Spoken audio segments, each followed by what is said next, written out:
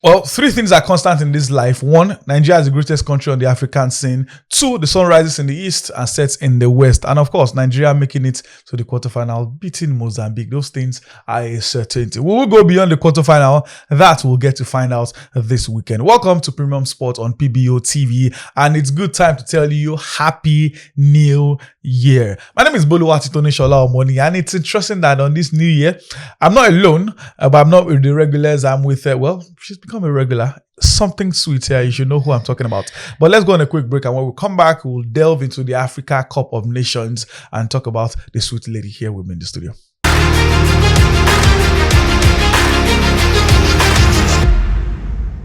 Welcome back from that break. It's still Premium Sport on PBO TV. It's the New Year edition. Yes, a few days have gone by, but yes, this is the first edition of Premium Sport on PBO TV. I said I'm not alone in the studio.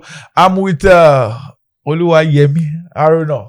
Popularly called aka Sweet Yemi. I'm sure she will be blushing right now. There's something else I wanted to do before, but she will skin me if I give that other intro. But Yemi, good to have you in this new year. Yeah, good afternoon. How was your Yuletide celebration? Happy New Year to everybody. How was the celebration? Because you're still glowing. Yeah, I mean, the celebration was pretty muted. I mean, I stayed in my house and spent it with family. Yeah, well, that's what celebration. And I ate chicken. It's supposed to be that one is important. Just chop chicken here, chop maybe brocoto here. So I'll make sure there's chopping before we start burning out the fire. But good to see you again in 2026. And before we left, we had a special edition of the show where there was a huge focus on African Cup of Nations. We'll be doing something similar today as well because it's time for the quarterfinal of the Africa Cup of Nations. Believe me, as this show is on right now, the first quarterfinal between Mali and Senegal has already started. But before we get into that conversation, let's talk about the greatest country. I hope this greatest won't put me into trouble after the match against Algeria. But like I said, the best time to make mouth for boxers is before you get into the ring. So let's talk before the game. We'll definitely talk about the Super Eagles. There were lots of conversations surrounding them. The Victor Osimhen issue, fight with teammates here and there. Some people pantering, in my opinion, bad behavior. Ademola Lookman being the bigger boy, went into his room later at night. Chukwueze, get out. Let me settle this scuffle with this one. There were reports that Osimhen dropped his accreditation, that was leaving, going back to Turkey. It was debunked, but I heard from a few sources as well that it was true. But it's not something you can bring as in there's no evidence. But all those aside, then we had conversations about owing the players. Yeah. Bonuses here and there. Algeria just they look us with one side eye like they say they play. But outside all those distractions, or with the distractions, do you think we stand a chance against Algeria? Okay. You can add those things. No. The first thing I would say is that we have to congratulate the Super Eagles for that very decisive win against Mozambique. It was a very good performance. Their best performance so far. And it's something that, they will hold on to as they go on to face Algeria. Although we do understand that Algeria and Mozambique are not on the same level. Mm-hmm. They're not on the same level at all. But, it's a positive. So I'm going to focus on the game because I hate the fact that the conversation after the game was so covered. Like the performance on the pitch was forgotten. And then a few hours after Salah said it's hard to win 4-0. Yeah, and then they scored 4 goals in that kind in a round of 16 game. At the AFCON, which is historically difficult to score that much goals in AFCON. So you have that kind of performance, and after the game, what we're focusing on is an on-field scuffle between. So it's so unnecessary. Like I was really upset that was what we're talking about, and I was seeing different opinions. There were some opinions that I saw, I was like, oh God, you guys, please. And there were some people that were just enabling bad behavior, in my opinion. You don't enable bad behavior when a player or anybody really does anything that. Even if you like him, you can set aside that like and be objective. Objectively critique him and say, oh, that behavior was very wrong. Maybe you're passionate, but you're not the only passionate person on the field. If everybody is that passionate and because of their passion, they are speaking down on the teammates, they are saying they're no longer playing, they're asking to be subbed out, they are behaving in that manner. Then is a waste of passion. Your passion is completely worthless, completely useless then. So I hope that, I know they will move on from it. That one is for certain. They're going to move on from it because they are guys. Everybody knows each other. Everybody understands each other. You disagree with people you are close to know. It's a normal thing. And it's easy to move on. Yeah, you will move. It is very easy to move on. there's some pain that you won't see anything. You see about But those sort of things for sure. As that thing happened on the pitch, I knew it was going to be resolved. But I hate the ensuing conversation. Yep. That's what I hope we will avoid. And then we also have to focus that Osimhen is now just 3 games away from tying with Rashidi Yekini as Nigeria's highest goal scorer. We know for sure that he's going to get that record. He's going to probably eclipse that record eventually. He may double it the way it's going. That's for sure. So I hate that conversation is happening. But we have to focus on the team. And then also the one that we heard that about owing the bonuses, and it's so disgraceful that we're still doing this in 2026. Okay, it's a new year. This is what I said about. How can we enter the new year with this kind of thing? Let's know, going to the AFCON, we know Nigeria Super Eagles are a useless team. They cannot play football and they will lose the 3 games at the AFCON. Why am I going? Okay, let me go back a bit. We spoke with Shino Okeleji that broke the news. He said an NFL official reached out to him that they are already working on the payment. I don't understand. This is your they job. said it's a process. It's something that you know. I mean, this is not the first time they are competing. You know, that's why I gave the analogy. Okay, let's say Nigeria, we are useless. We will lose the 3 good games. Still at least they will play 3. They will still play 3. So you should know the process. So why did we work on the process of those 3? You know, if they've done the bonus, because they said the bonus is for just these 4 matches. If you had settled the first 3. Mm-hmm. Then the fourth match will not be. I understand it, but you know, there's a mind of, as much as you have confidence, when someone is at your level or better, you still think anything can happen. Maybe the players are thinking, if you go lose to Algeria, they may abandon us. All those things can. But at least Nigeria will play 3 games. The long and short is that it is what they are owed. I've heard excuses. I've heard talks. Is this the first time they'll be in a competition? Is it the first time that they'll ever play AFCON? Is it the first time they'll win? I mean, when they won the game 1, okay, let's start processing this. And so I think it's one thing that is very, very. We should not even be processing the first 3 at the AFCON. It is obviously we expect it from our administration. Then the player said they will not train. Yeah, they won't go to Marrakesh and all. They have to put their foot down. I like that they told them, okay, to be so. And the question I asked myself was, there was a conversation earlier in the week or last week, and Shehu Diko, the NS chairman, said, nobody's been owed, they've sorted everything. Yeah, and then we now have this after. So is this one not part of the We really hope that our sport administrators are. You know that we have an excuse. If for whatever reason they don't know, their mind was not in the game, will you blame them? No. Yeah, and then obviously we also have to.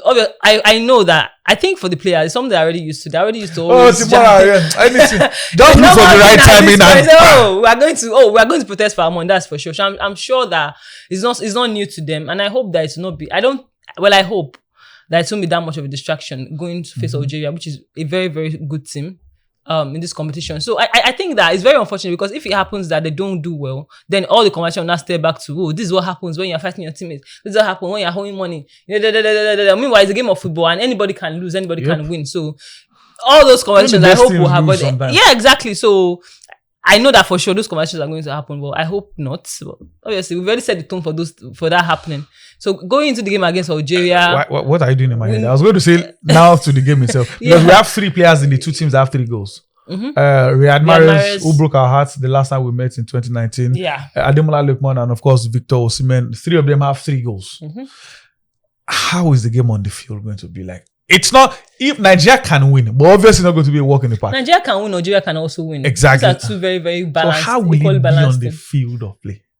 Because some of the players that play for both sides in 2019 are still in the team right now.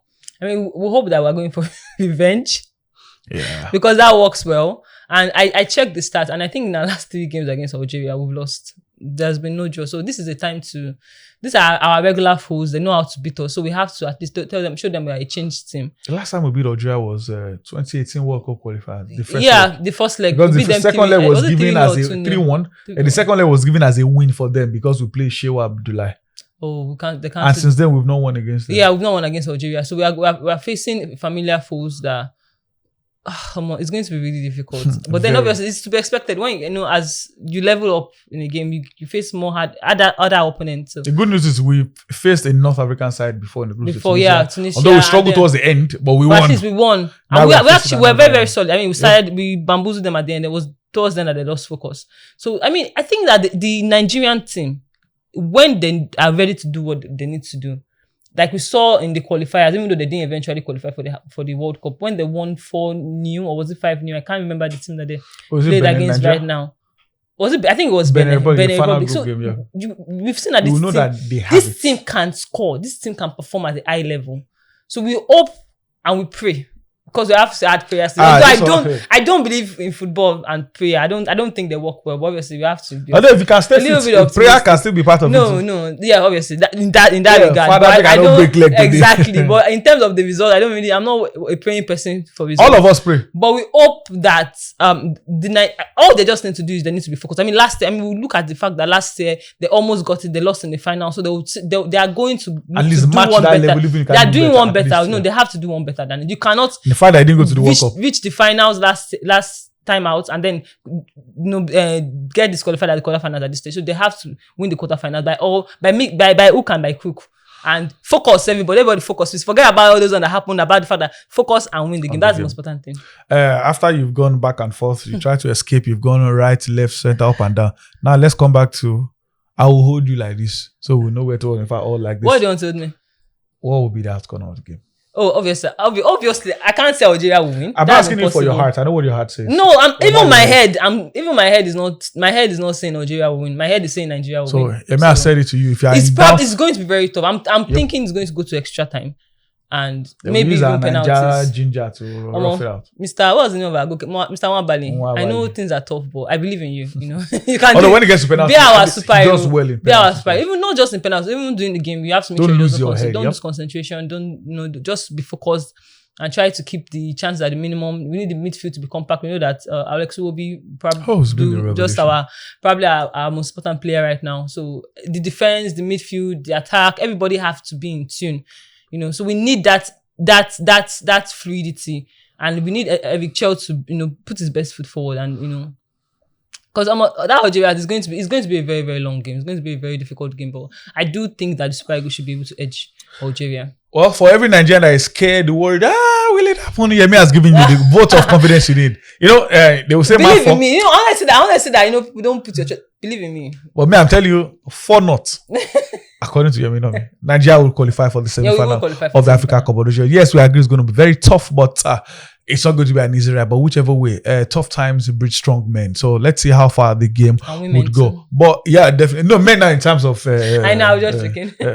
All of us join together. And then, sorry, I was just on that. Look at the Super Falcons. They did it. So you guys, let me tell you what I used to tell people. You know that you have competition. You have to be better than you have to actually try to match up. You know that phrase of what a man can do, woman can do better. I tell people, if you don't believe it, follow Nigerian sports. So, I was reading last year, 2025, retrospect, the good, the bad, and the ugly. Everything good. The only thing that was men was one team event. I can't remember the name of the sport, but it was both men. The women's team won by a margin of 14 or 15 points. The men's team won 13-12.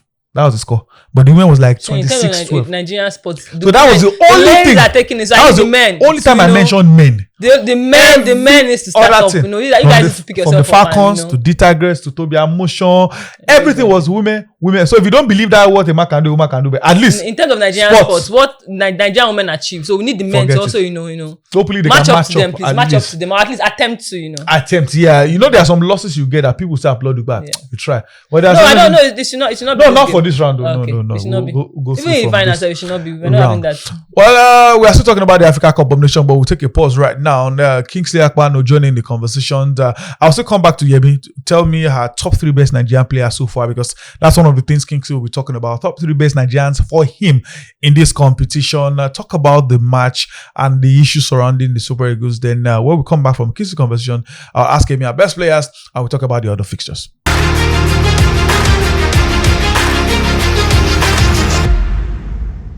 Yeah, thank you very much, Bolo Money. What an exciting, couple of weeks we've had at the Africa Cup of Nations right there in Morocco.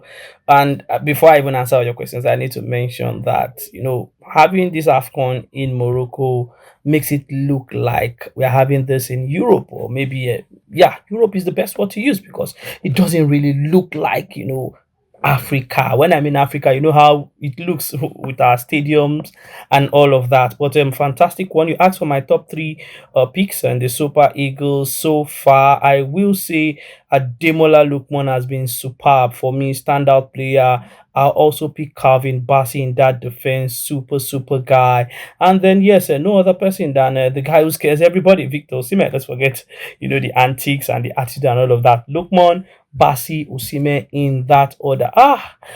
Iwobi too. I should mention Iwobi. Maybe I might take out Osimhen and put in Iwobi because of Osimhen's attitude. Maybe I might do that. But I'll do Lukman, Calvin Bassey, and then Alex Iwobi. Alex Iwobi, the unsung hero of this team so far. Nobody's talking about him because the other guys are doing the goals and the assists. But when you look at the defense splitting passes, what Iwobi does to control that team, then you know that Iwobi is the guy that gets things done. So I'll do Lukman, Bassey, Iwobi in that order for me. I feel Lukman has been our best player so far at this particular tournament. I'll go for Calvin Bassey, who has helped that defense really steadied it, and then Iwobi for running things right there. Maybe special mention to Osimhen. Adamako will also come in there into my special mention because he has also been very brilliant. Yes, we play Algeria, and well, thank God that the brouhaha concerning the bonus and all of that, it's been solved now. The guys who get to play, we don't have issues concerning bonus and all of that. So for Algeria, we know very well that when we play North African teams, these guys find a way. What we can do to maybe outwit them is our strength.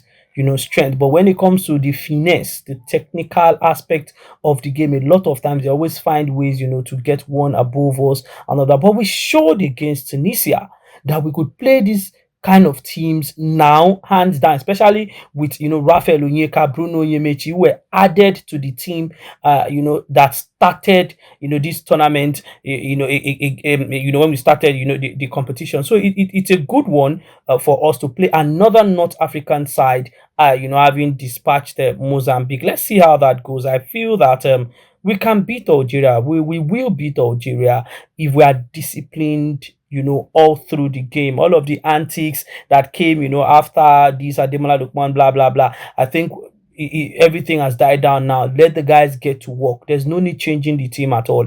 Play your Nwabali, play your back for Bruno Yemechi, Bright Osai, Samuel Shemi Ajayi, and Calvin Bassey in that defense, Ndidi, Onyeka, Iwobi. Let them run things right there with Ademola Lookman. Have Akko and Osimhen lead the line. Play this same team. Algeria will struggle because they will want to come out, and then players try to exert dominance and show that they can have all the trickery and all of that. When we hit them, they go suffer. When we hit them, we get goals. So I feel that the Super Eagles of Nigeria will beat Algeria. Now it's surprising because at the start of this AFCON, I really felt that there was no way we could get into the last four. Talk less of getting into the final. That was the mandate given to Eric Chell. What Eric Chell has been able to do in the course of this tournament is to show that there are many facets of his coaching skills, and then he keeps opening new pages that I can get this kind of thing from this player, I can get this kind of thing from this player. Because I remember when he started playing with this Diamond, one thing that we always used to talk about was that the Diamond stifles the team, or the Diamonds plays our best players in wrong positions and all of that. But see what his Diamond is doing to the team right now. We look a bit more solid, yes, and then we are devastating when we break forward to counter or attack you, because you don't know who to mark, if it's Osimhen, if it's Akko, if it's Lookman, and this has to do with the movement of all of these three guys. While Iwobi gives you that balance in midfield, Ndidi and Onyeka, they are the guys that keep everything ticking in that midfield. So I think his Diamond now is working. The guys get to understand. So with that, I feel we'll make the semi-final. And if we don't make the semi-final, I feel this team, they've shown that they have something in them. They can get the job done, with the right motivation, with the right persuasion, and when they are in the right frame of mind, I think they can get the job done. So I won't really worry, because this is the bus stop. I felt that the highest we get to is the quarterfinals. Getting to that quarterfinal, anything that they add to this team now, that they give to us, I'm okay, with it. And then talking about the brouhaha, I don't like it when we try to justify bad behaviors because we feel that some persons are more entitled than some other persons. I don't like it. I don't like when we try to justify bad behavior because somebody is a superstar, in quote. Yes, you say that sometimes some persons can have what we call they can have some privileges. But for Osimhen did not do right. Let's call a spade a spade. People should come out and then say Osimhen did not do the needful, and then apologize. You can't throw tantrums and then people come out and say, "Oh, it's the passion, is all of this." No, I do not agree with it. Yes, you can complain. Yes, it's not even about just the outburst alone. If you check very well, why he even got booed off the pitch was because he asked to be substituted. And then he left the team. He did not wait to pray with the team. He did not. He just, that's why a lot of persons were not happy with him. Nobody has anything against Osimhen. So let all our fellow journalists calm down. Take a chill pill. We love Osimhen. You don't love him more than we do. So please calm down. And then whenever we see bad behavior, what he did was bad. Let us call a spade, and let this not happen again in the national team. Passion is different from disrespect and disregard. Thank you.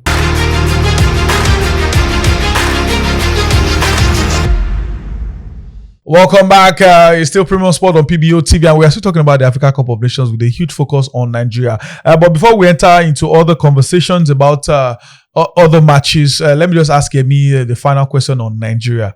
Who are your top 3 best Nigerian players so far at the AFCON? I know I can pick one for you. Mm-hmm. I know Ademola Lookman is somewhere in the 1, 2, 3. It has to be. So who are the other 2? Obviously, that is not even a question. It has to be.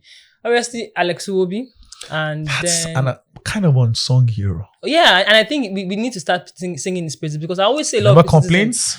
A lot of criticism. Always available. A lot of Nigerians are very, very unfair to Alex Iwobi, and there's always it's similar to the Gaba Lawal of Nigeria. Yeah, there's always this idea that he only got into the team because of his uncle. But you don't play for a national team. The team. You don't play as regularly for a national team. You can team. Get it for favor. You don't play as regularly as you. Even for your club side, almost 100 and not be a good Nigeria. Footballer. There's no way you get to that level and not be a good footballer. There's no way you get consistent play time in the national team in your club side by not being a good footballer. So I think the last game against Mozambique, and we are really picturing JJ on him. That's another problem. Yeah, we need to remove that expectation. He's his own player, and he has shown that he can. He's made his name. He can rise up to the task when needed to. So I think we need to start appreciating Alexander Iwobi more. And obviously, I also have talked about our main man up front, even though I'm not really happy with him right now. But Victor Osimhen as well, he has been. I mean, he has. Even though we do expect goals from him, but at least he has also been performing to his own. Well, we agree on 2. The third one is not. I don't agree. The third one is I'm caught between 2 people. I'm caught between Osimhen and Calvin Bassey. So maybe I'll just slash 2 of them, because that guy. Them together. That guy wasn't born in Europe. He was born in a village in Kano. That Europe, England, is it Italy or? You don't know. They lied to us. They should check. That guy is a rock in defense. I think a friend of mine said he's probably Nigeria's best defender in the last 5 years. His performance, at least his performance in the last 2 years has been so, and this AFCON has been brilliant. So I'm caught between who should be in. So maybe I'll do top 4. I think you know what? Maybe I just focus on all like forward players, so you can also put him in there. I think I'll do top 4. But they also need a bit of shouts. Yep, those guys they've been brilliant. Yeah. And I've always said that I think our best left back is Bruno Yemechi. The coach preferred Zaidu, but I like that after the third game he played the and we're seeing the difference. Has good attack process. So let's leave Nigeria conversation now. Let's maybe not much talk on it, just your predictions for all of them. Mali against Senegal. Who qualifies? Senegal, Mali have not won the game so far. Do you know what? I want to say that I don't like teams like Mali. They don't get where they go, but they go post and stand for your guy. Teams like that, because they are scams. Mm-hmm. They are scams. But because I know the way football works sometimes, I will not be shocked if they win Senegal. So my money is on Senegal. I do like Senegal as a football. I'm going to tip for Senegal to win. But I will not be surprised if Mali somehow use Jazz. The Jazz have been using from... What do you mean? Mali that got an early red. What do you mean you are in a quarter final and you've not won a single game? They got an early red in the round of 16 against Tunisia. Tunisia scored in the 83rd minute. They still found a way to get a penalty. So this kind of team, sometimes this kind of team, you can't underrate them. You can't underrate them, because they know how to keep going against all odds. So and they are the only teams without an AFCON among all these quarterfinals. So they are hungry for it. So I'm picking Senegal, but Mali, they can do something. What about Cameroon and the host nation Morocco? That's tough. Very Morocco, tough. I'm going for Morocco. I think I slightly give Morocco in this one too. Morocco. And I think what looks more like the biggest clash of the Titan in this round has to be Egypt and Ivory Coast. The defending champions and the most successful team. Wow. It's very, very tough. Ooh. I'll go for Egypt. I will go for Egypt. Just because defending champions don't have a very good record of going ahead and, except Egypt, because I think they're the only ones that know how to do it. And Salah hits 2 finals. Yeah, he so I wants think, to win as well. so he's desperate for that. I mean, and he does need it to be a respite from the issues he's facing at his club side. So, and he has something to prove. He has to prove himself, So I think I will go for Egypt to win that. Okay, well, you've heard me. So based on our prediction, it's Nigeria, Morocco in the next semi-final, then Senegal versus Egypt in the next semi-final. Yeah, you see our I'm not a later. soothsayer, but So in case Don't when it works, nowhere to send it. yeah, then, if it doesn't, do not if it doesn't, don't side. worry. Don't look at the side. we'll Move meet- on. Moving on. We'll meet afterwards. We have to put a wrap on the Africa Cup of Nations right now. Let's do another break. And when we come back, we'll just breeze through the Euro focus and talk about the hot gist afterwards.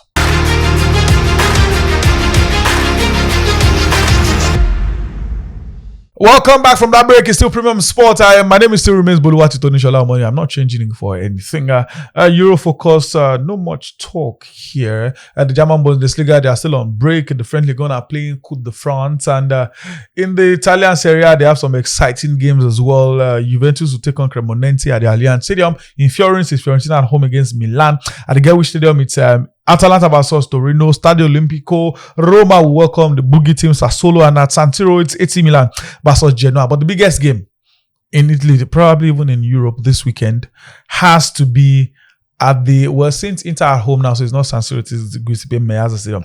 Inter Milan will be playing against Napoli. You hear me? How will this game turn out? Because because Napoli didn't win in the midweek.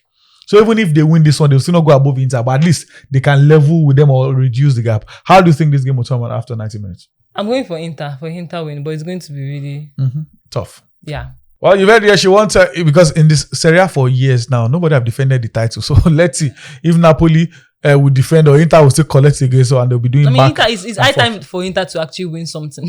How can it be that good and they're not winning anything?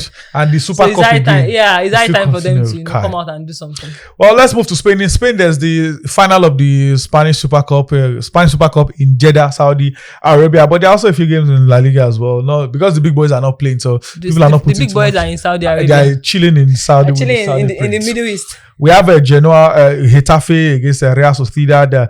Real Oviedo with Santi Cazorla will host Real Betis. Villarreal at the Ceramica. They are in the top 3 in La Liga. Will host Deportivo Alaves. Girona versus Osasuna. At the Mestalla, Valencia will play Elche. And I love the name of the stadium, Ramos Sanchez Pizjuan. Sevilla will play against Celta Vigo. Even though the last time they played at home in La Liga, they were thrashed 3-0. Let's see if they will avenge themselves this time. In the FA Cup, there are too many games. Let me just touch a few of them that concerns Premier League team. Wrexham will take on Nottingham Forest. All Premier League affair, Everton against Sunderland. Macclesfield Town will play Crystal Palace. Wolverhampton Wanderers at the Molineux will take on Shrewsbury Town. Burnley at Toughmore versus Millwall. Craven Cottage will have Fulham host Middlesbrough. At the Etihad, it's Exeter City going away to take on Manchester City. Newcastle United at home against Bournemouth, and Jesus Park was hot in midweek. Let's see how hot it will be again in this game. Sheffield Wednesday will play Brentford. Tottenham will host Aston Villa, and all Premier League affair. Charlton Athletic, I miss this team in the Premier League. They will host Chelsea. That should be Liam Rosenau's first game in charge of the Blues. Derby County will host Leeds United. Portsmouth against Arsenal. Remember this team against Arsenal in the FA Cup final that year? Yeah, against Arsenal. West Ham United at the London Stadium against QPR. Manchester United will host Brighton. That's definitely going to be very tough. And at Anfield, Liverpool will play Barnsley. That's it on Euro Focus. Let's take a chill pill. Let's go on a break.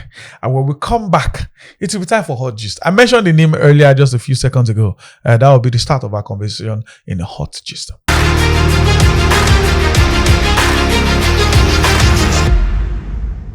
Welcome back. It's the final lap of the show, the Hot Gist, and maybe we won't talk much on it, but it's good to mention Chelsea will now have a new boss, Liam Rossini. Then there's Man United, new interim manager, still the same old United. What's your take on these new manager changes? New manager number what for Chelsea and that Buko? 2000. I've lost count. I think that I was thinking about this when they sacked Maresca, who I still think shouldn't have been sacked. I don't think you deserve this. I was like, okay, do you know the only thing that Buko got from Abramovich? They only got the sacking. He didn't get the trophies. They didn't get the I mean, to be fair, they do have 2 trophies. But they didn't get the performance, I mean, a Roman Abramovich team will never be where they are right now. And the signings too. And the signings as well. Go for world, they don't spend that kind of money on children, players that we don't know where they come from. I have a Chelsea fan that called them fingerlings. They come and they're like, oh, they're the best since sliced bread, and then they fall off. It's just a cycle that I'm like, oh God, these people don't know what they're doing. So I'm not holding my breath. I don't think this was it can prove me wrong. Liam Rosenoir, I don't even know how to pronounce it. Rosenoir. Okay, I'll learn that if it stays long enough for me to learn it. So I'm not even holding my breath. I'm just looking to see what. I would love to see how his father will bant him. His father is a pundit. He's going to find a way to. At this point, I'm not even in Chelsea, but I'm already exhausted. I'm like, God, again, another cycle. Then it comes in now, and he's still he's very desperate to prove himself, and that will happen with Maresca. Very desperate to prove himself.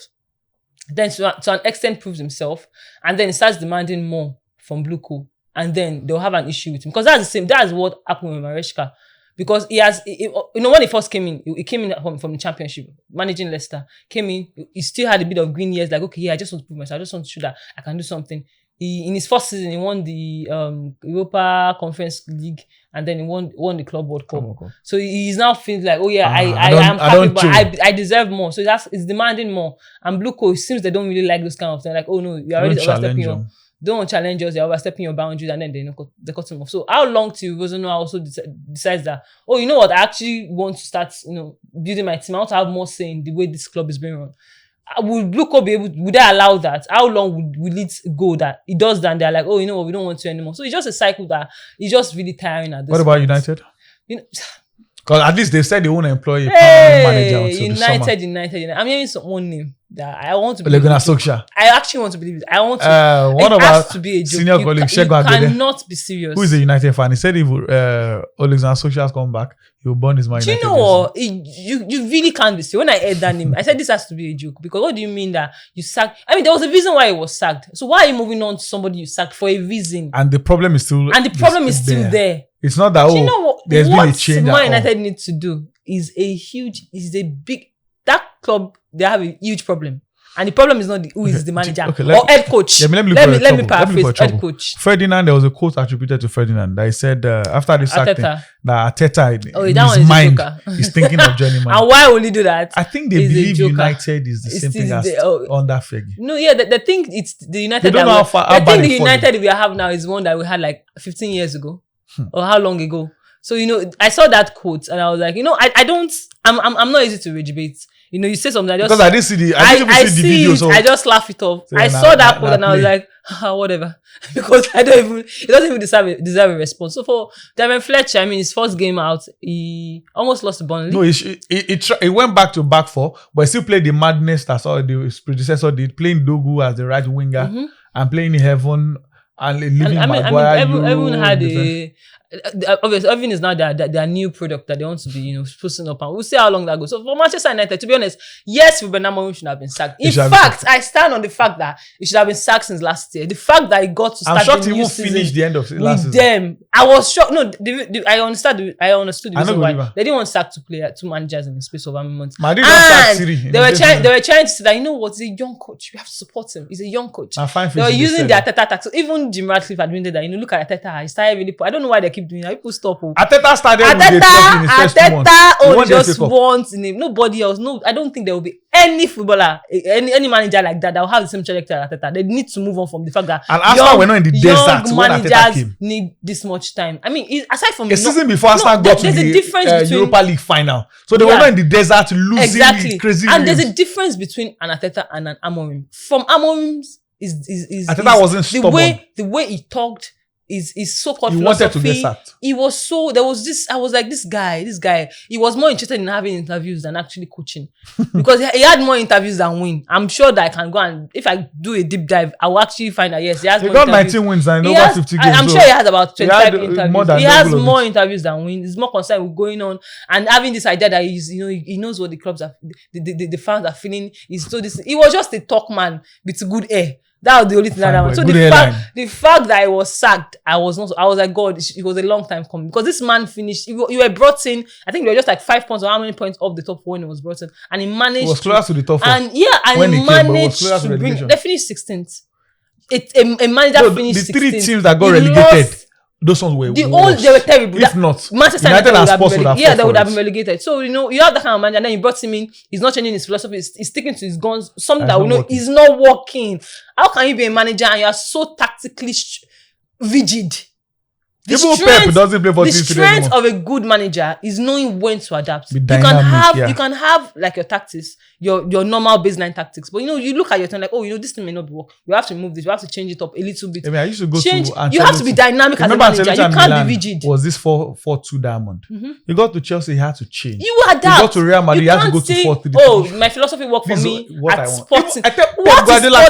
What is Sporting? Who is Sporting? Who is a Sporting? Please, let's be serious. You now come and I'm very passionate about Amorim because I thought it was a waste bin man. I was like, this man is a joke. And then you now have that kind of outburst where you're talking as if you know what. I'm like, you don't know what you're doing.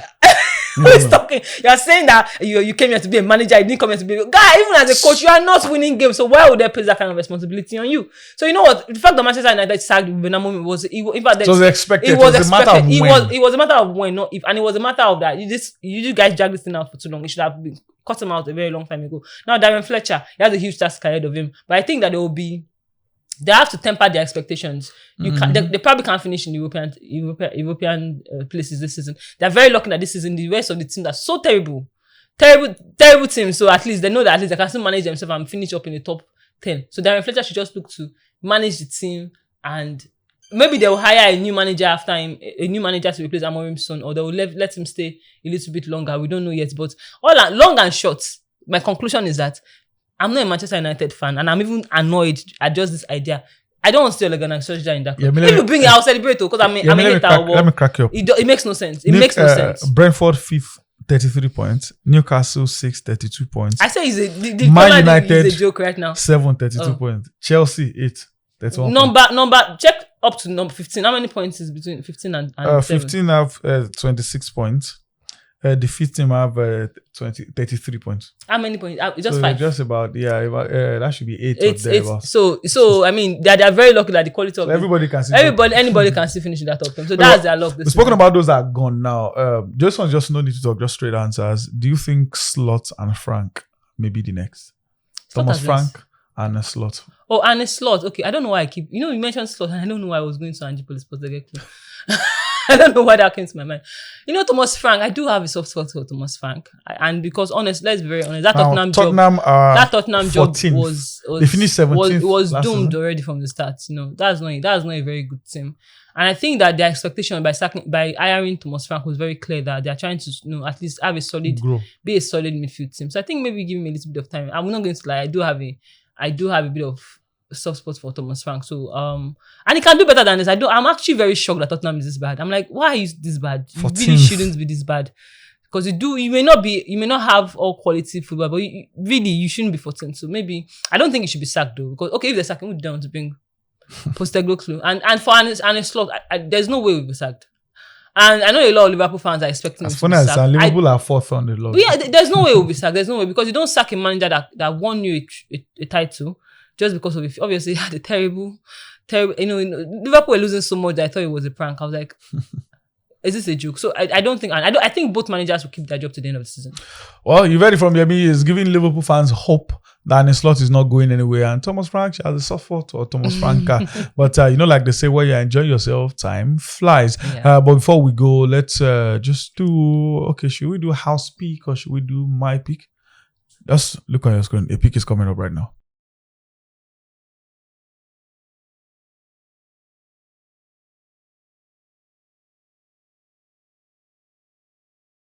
And for FPL fans, don't worry. We are not doing FPL this weekend. Why? Because there's FA Cup, not the Premier League. That's the magic of the FA Cup. The oldest cup competition. Wow. I can't wait. World. But we have to go. So a big shout out to you for following all the time, for watching, listening, and big thank you to Sweet Jemmy for joining us today, the New Year edition. I just want to tell you in advance now, for the next few weeks, you'll likely see more of me here. So get used to the face. Get used to the face. That's me. So thank you very much for watching and for listening, everything. On our socials, please follow us across board. Like, share, and subscribe. Till we come here another time, please do have a beautiful sporty weekend. Goodbye.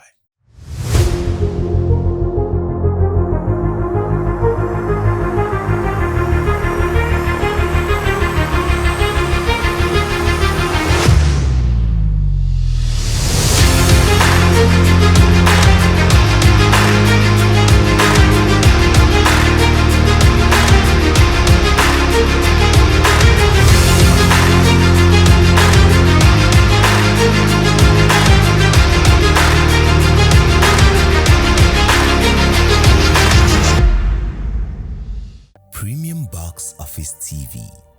Everyone loves premium. Premium Box Office TV is exclusive on StarTimes.